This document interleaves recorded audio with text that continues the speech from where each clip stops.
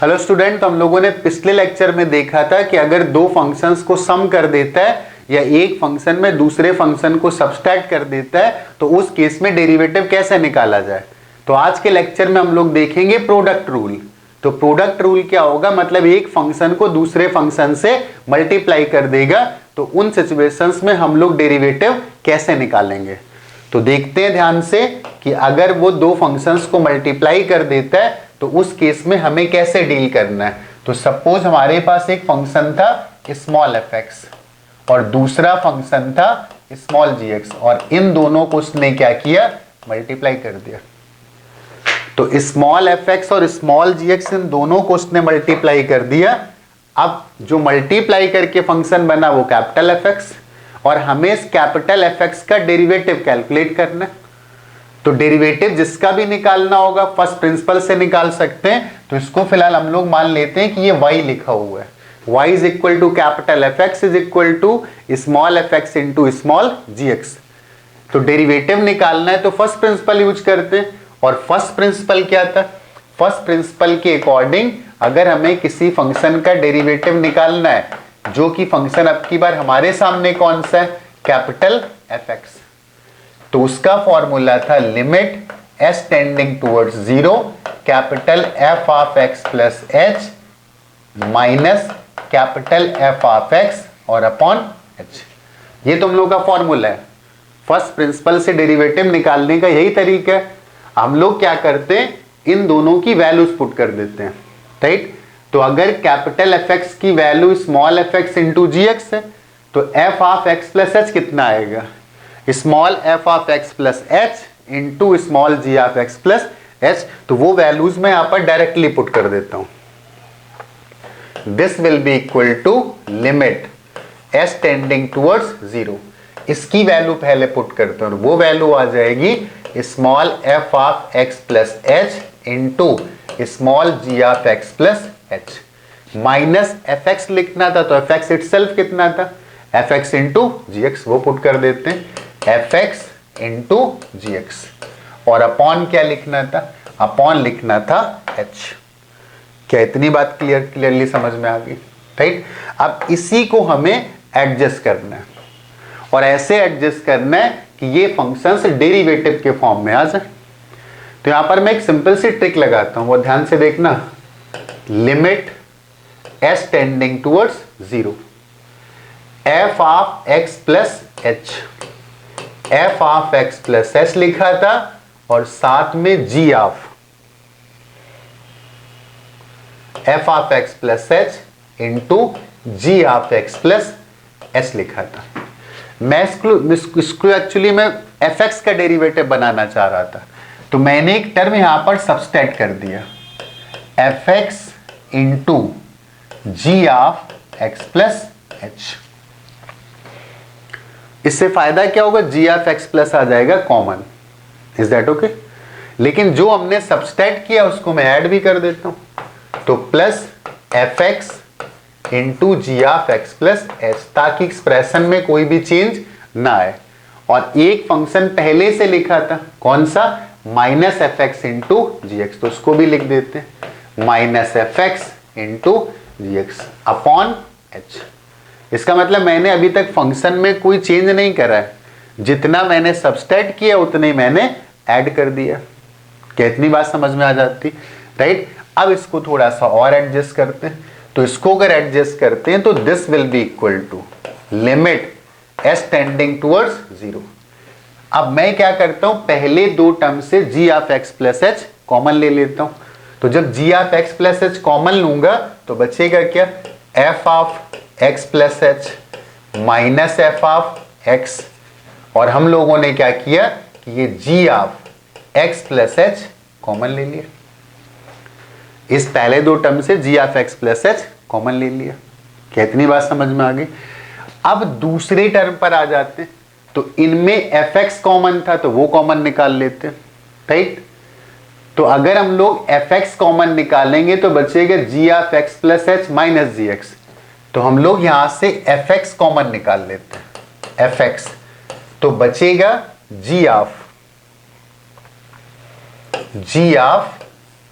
X plus H और minus G x. इन दोनों से क्या कॉमन निकाला? जी ऑफ एक्स प्लस एच। इन दोनों से क्या कॉमन निकाला? F x. और नीचे क्या लिखा हुआ था? वो तो ऑलरेडी एस लिखा हुआ था। क्या इतनी बात समझ में आ गई? अब क्या करते हैं, इन दोनों पार्ट को अलग अलग कर लेते हैं। तो इन दोनों पार्ट को अगर हम लोग अलग अलग करते हैं तो हम लोग इसको ऐसे लिख सकते हैं, limit S tending towards 0 F of X plus H minus F of X upon H into, और एच को भी सेपरेट कर लेते हैं, into G of X plus H, right. और दूसरी जो लिमिट आ जाएगी, limit S tending toward 0 F of X पहले लिखा था, और जो दूसरा पार्ट था वो पार्ट था G of X plus H minus G of X और अपॉन एच यहां पर लिख देते हैं। लिमिट को डिस्ट्रीब्यूट भी कर सकते हैं अगर कैलकुलेशंस हो रहे हैं। तो अगर हम लोग इसमें h इक्वल टू 0 लगाते हैं तो ये तो पहले फंक्शन का डेरिवेटिव लिखा हुआ है, तो इसको हम लोग लिख देते हैं this is D D X of कौन सा फंक्शन? F x.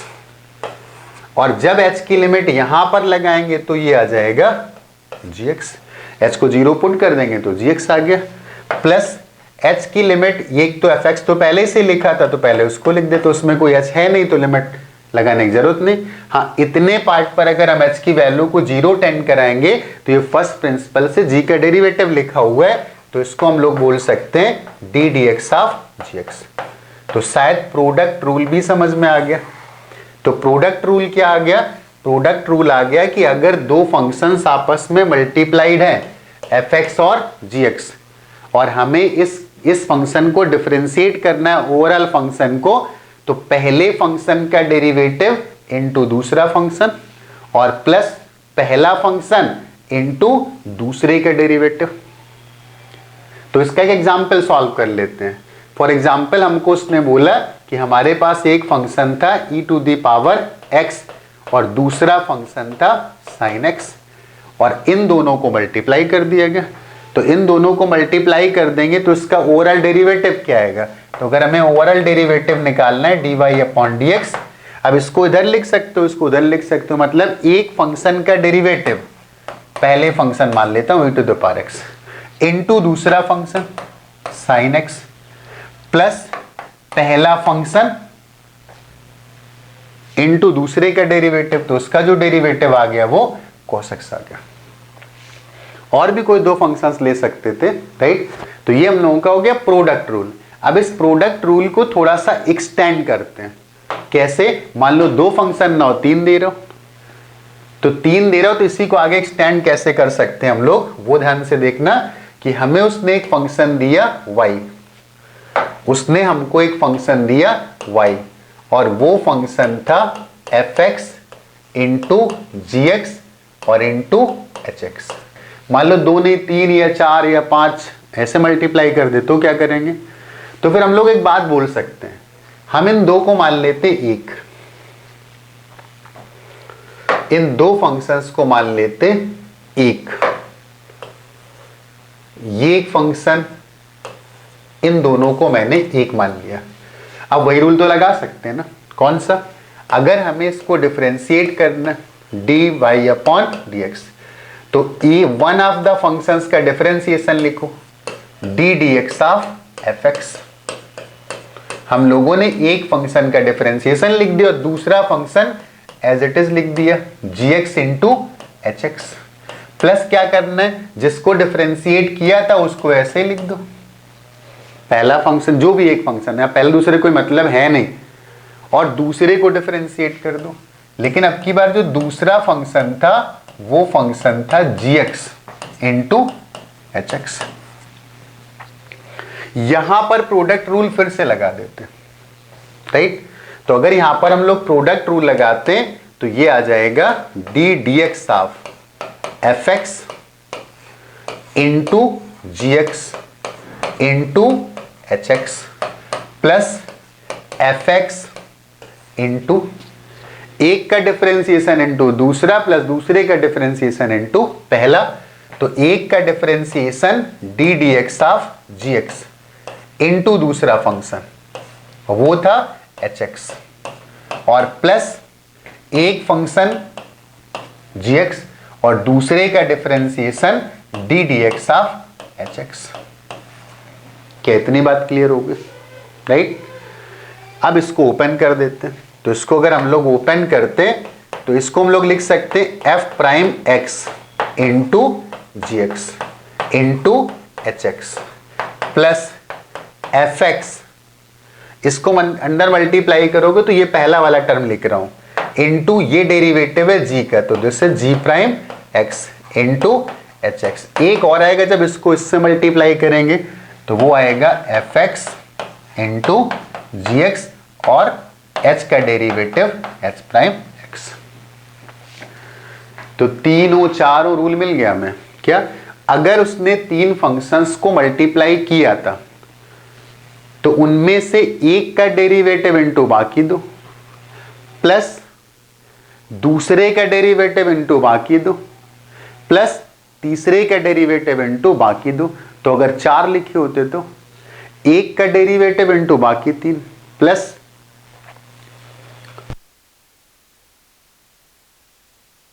दूसरे का डेरिवेटिव इनटू बाकी तीन प्लस तीसरे का डेरिवेटिव इनटू बाकी तीन प्लस चौथे का डेरिवेटिव इनटू बाकी तीन।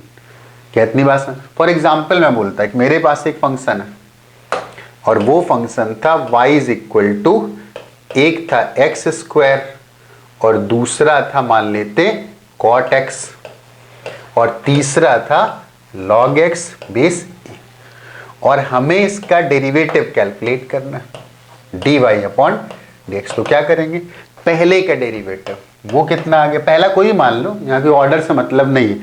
एक का डेरिवेटिव इनटू बाकी दो, तो बाकी दो कौन से थे? एक कॉट एक्स था और दूसरा लॉग एक्स था, प्लस पहला फंक्शन एक लिख लो, दूसरे का डेरिवेटिव यहां से आ जाएगा minus cosec square x into log x, और प्लस पहला फंक्शन लिख लो जो पहले लिखा था, फिर दूसरा फंक्शन लिख लो कॉट एक्स लिखा था, और तीसरे का डेरिवेटिव आ गया 1 अपॉन एक्स। तो ये कौन सा रूल आ गया? ये आ गया प्रोडक्ट रूल, कि अगर बहुत सारे फंक्शंस मल्टीप्लाई किए गए हैं तो हमें उनको डिफरेंशिएट करने का क्या तरीका होना चाहिए। तो ये बात हम लोगों ने फर्स्ट प्रिंसिपल से सीखी है। राइट। बाकी प्रैक्टिस भी कराऊंगा, तो पहले सारा जो थ्योरेटिकल पार्ट है वो डिस्कस कर देता हूँ, फिर बहुत सारे फंक्शंस के हम लोग डेरिवेटिव निकालेंगे। वो मैथमेटिक्स के लिए भी इंपॉर्टेंट, और जो साइंस के स्टूडेंट हैं, खासकर फिजिक्स के स्टूडेंट हैं, तो वहां पर इन सब चीजों की जरूरत पड़ती है। कैलकुलस साइंस का एक बहुत इंपॉर्टेंट पार्ट है, उसके बिना साइंस नहीं पढ़ी जा सकती। राइट। जो 11-12 के स्टूडेंट हैं उन सबके लिए बेनिफिशियल है। राइट। तो जो अगला लेक्चर आएगा वहां पर हम लोग किसकी बात करेंगे? वहां पर हम लोग बात करेंगे कोसेंट रूल की, मतलब अगर एक फंक्शन में दूसरे फंक्शन को डिवाइड कर देता है। तो मिलते हैं अगले लेक्चर में। ओके।